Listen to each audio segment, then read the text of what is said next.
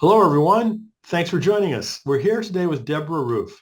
The Reverend Dr. Deborah Roof is an enthusiastic lifelong learner and a passionate teacher. The title of her book is Words, Wonder, and the Divine in You. Deborah is an ordained minister in the United Church of Christ with a Master's of Divinity from Colgate Rochester Crozer Divinity School and a Doctor of Ministry and Preaching from the Chicago Theological Seminary.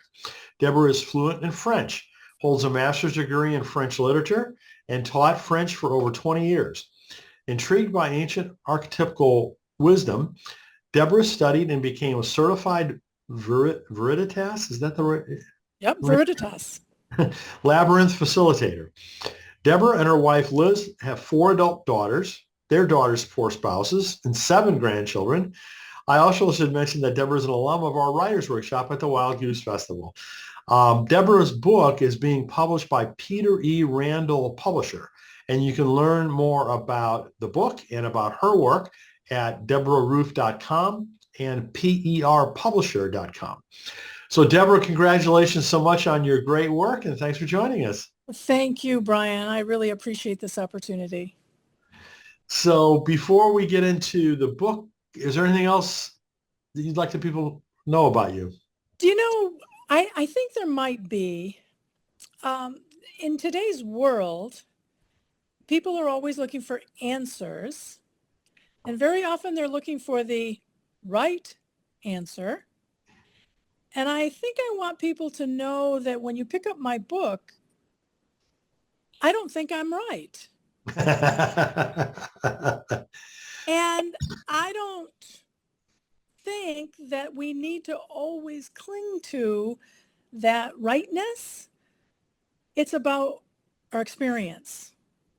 And so I think that's what I'd like people to know about me is I'm fully aware that I ain't got all the answers. I do have my experience.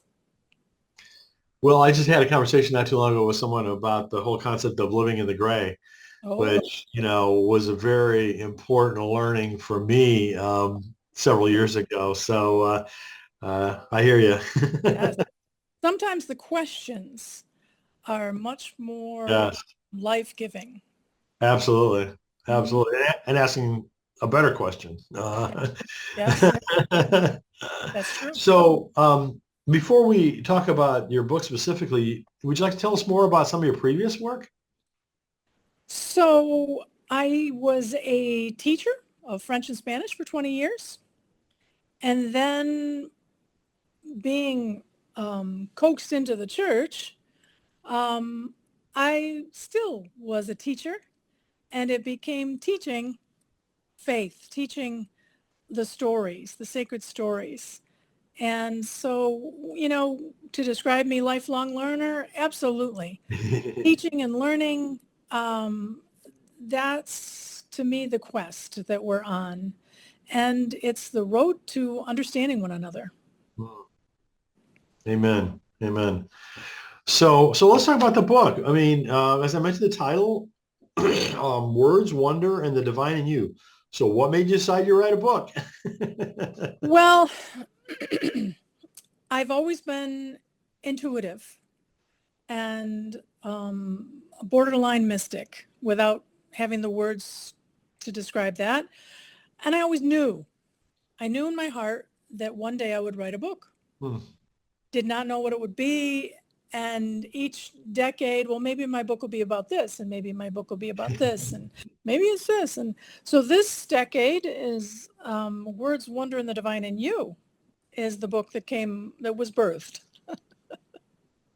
The decision to write, I've always been a writer. Hmm. To write a book, I just knew I would. Oh, good for you. Good for you.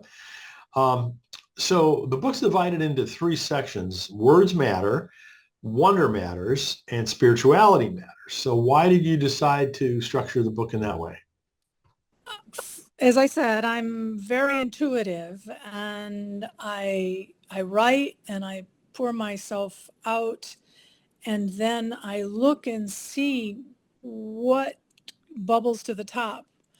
And when after I'd written quite a few pages, I realized that what I was talking about was things that matter.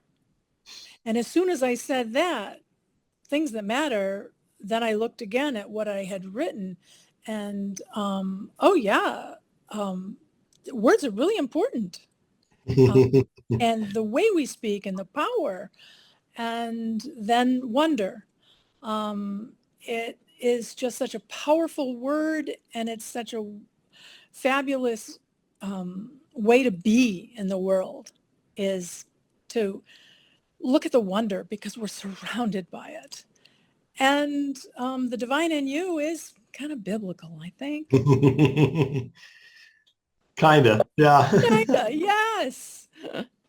Well, you'll enjoy the fact Barbara Brown Taylor at one of the Writing for Your Life conferences did her whole talk about wonder, I saw that. and it was just Mhm. Yeah, surprisingly phenomenal. yeah. Oh, I'm sure. So I'd like to read from a couple of the endorsements for the book. This one is from our author and pastor friend Molly Basquette, who says, Deborah Roof had a mystical experience in an AA meeting soon after coming out as queer. She later lets God nudge her to trade in her closet of brown garb for a wardrobe splashy with tie-dye. She doesn't try to sell readers on the merits of church, but tells the truth that we can reliably and more palpably encounter the divine outside of institutions. This little book of wonders is for anyone who has been burned by toxic Christian theology or just needs their longtime faith exfoliated to get at the tender, fresh skin underneath. So can you tell us a little bit about the mystical experience that she refers to? I would be happy to. As Molly points out, it was in an AA meeting. So soon after realizing that I was, soon after getting sober, and I started looking in the mirror, which I had never done. And I started to see myself, and I recognized that I was probably gay. And the therapy group that I was involved in did not like that idea. They put a whole different spin on that idea. Um, I don't like the term homosexual, because being gay, being queer isn't, 9 times out of 10, it's not even about sex. Hmm. The point is, they made me feel bad. They wanted me to feel guilty. They wanted me to, one woman got up and literally in a therapy group screamed at me, God did not get you sober so that you could date women. Oh She, my goodness. and honestly, Brian, she was a little bit more vulgar than that. I'm not going to say that here. The point being, I was so depressed. And so I went to my minister, who said, if you can be normal again, you're welcome to stay. Hmm. Jeez. And so I was in a black hole, and I was suicidal. Hmm. I decided to end my life because I could not do this to my children. The despair was unimaginable. Hmm. And so I did what a lot of people do when they're in that dark place, is they will call people to say goodbye, but not really say that they're saying goodbye. Hmm. And my best friend caught on, Hmm.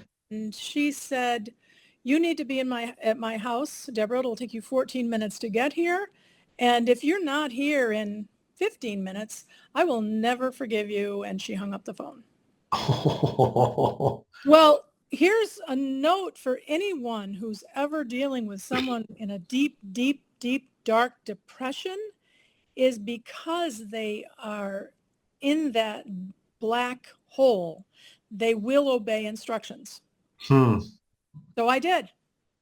I drove to her house, and she said, let's go to a meeting. And I didn't want to, but that's one of the slogans in AA, is don't drink and go to a meeting. And so I did, with her at my side. And we're sitting in this typical room of AA There must have been 30 or 40 people in that room. There were 2 tables in the center, and there were people sitting around those tables. And then there were people sitting around the outside of the room. And that's where I was. It doesn't happen often. It happens on television, but it doesn't happen often when the speaker says, I want to hear from you. And that's what he said. Halfway through the meeting, people were, talking, and he called on me. I don't know what he saw. He called on me.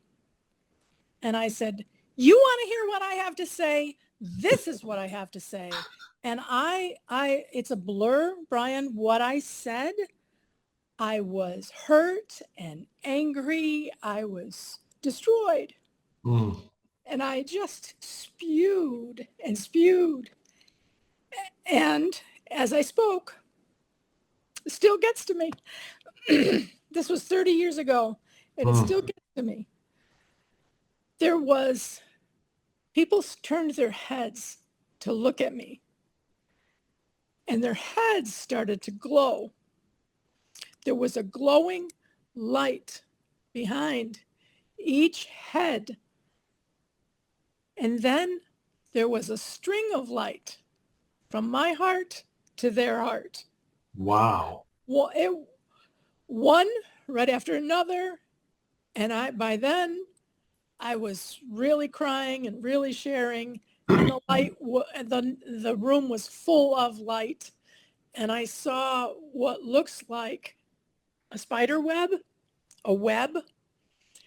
And so actually that was one of the titles I wanted to title this book, was The Mystical Web, because that saved my life.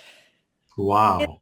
In that light, I heard in my core, God loves you.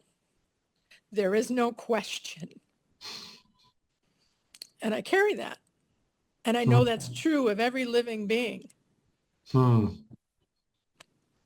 Goodness sake. Well, it sounds like, some of the things I've read about Marcus Borg's, mystical experience in a light aspect too. It's true. Wow. Talk about powerful. Absolutely. Absolutely. No wonder that had such a profound impact on your life. It did. Wow. So here's another quote from another of our author friends, Caroline Lewis from Luther Seminary, who says, with humor and heart-filled honesty, the words of this beautiful book will instill wonder in your soul, ignite your spirit, and bring love to the center of your life. So is that the sort of uplifting response that you hoped for when you wrote the book? It is, and I'm still gobsmacked when someone like Caroline Lewis says that. I have the utmost respect for her and her work. And in fact, she, a consummate teacher, and she's the one that taught me the power of the word wonder. I attended a seminar with her probably 20 years ago, and she talked about how the Bible is a wonder. All of these different authors and all of these different centuries and all of these different geographical places, and it all came together. Wow. So yes, I did want my message to be uplifting, and thank you, Caroline. Yay. So what else would you really like readers to take away from the book? I think it's important for each one of us to share our spiritual journey. My mystical experience is one of billions. Each one of us has or has had a mystical experience. We explain them away, and then we never talk about them. And as much, I'm a churchy girl, and as much as I love church, the majority of people go there to listen. So seek out opportunities to share your spiritual experiences with someone who cares to listen. Mm, I think if we could talk more with one another about spirituality, it would only augment absolutely.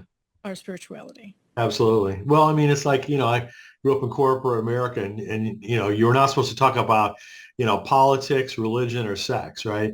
Right? So as a result, I think our society has been pretty poor at talking about any of those things. Brian, I say the same thing. This is a God wink. I say the same thing all the time. We have been taught not to talk about those things, so we don't know how. Right. You mentioned my experience in France, and in France, they love to debate. And they don't, they discuss. Discussion is a pastime, Mm. and it's so rich. I remember when I lived there, there were 7 political parties. And I was like, oh, that's ridiculous. Oh boy, do I wish we had more choices, because I'm often preaching in my church about not getting seduced into our either or mentality. Yeah. It's so dangerous. We do have such a dualistic Yeah. mode uh, Yes. in life in lots of different ways.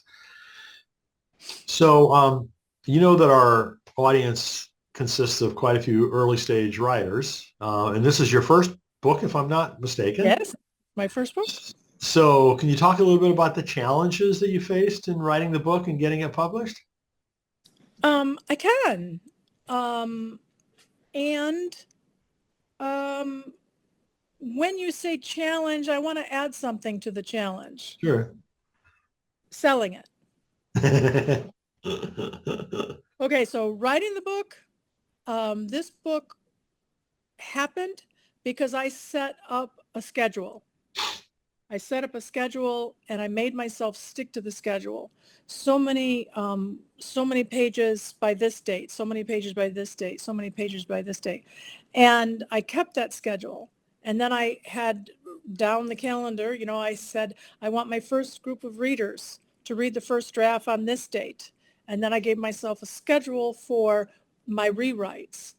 And although thoughts have been swimming in my head for years, the book came out literally in 6 months, which is Wow. which is amazing when you talk Yes, about. absolutely. And it's because I set up that schedule. And I was in a group of women, and we were encouraging one another.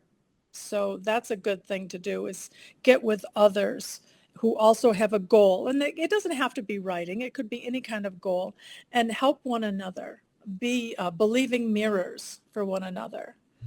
So writing the book, that was the challenge and how I did that. Publishing the book was a God wink. I talk a lot in my book about God winks. And I shared with a friend that I was writing this book. And, oh, I know a publisher. Hmm. So I went to talks. I had come to your talk 3 years ago. And then I would go to talks at the public library from writers, fairs, and whatnot. And so publishing, you have 3 choices. And so I chose that one. Um, it was the selling the book that I underestimated the challenge. I'll be honest. I, okay, this is being recorded. I confess to the world that, Brian, I didn't believe you when you taught us to make sure we had a strong social face in the social world, in Facebook, whatever venue you use. Social media, make sure you have a following prior to publishing. I believed in my book. My publisher believed in my book. I still believe in my book. I just don't have 10,000 followers on my Facebook page.